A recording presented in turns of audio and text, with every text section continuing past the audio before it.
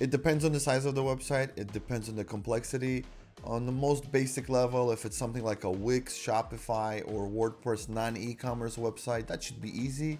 Anything from $500 to $10,000 on the extreme cases. But again, $10,000 to fix a website doesn't make any sense. In those prices, developers will tell you, I'll just build you a new one and migrate everything.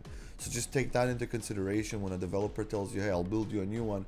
Don't be frightened. They will migrate everything. Well, hopefully successfully. It depends on the developer, but it shouldn't be an issue if you have a backup of the website. So if anything happens, you still have the old one and you can still use it.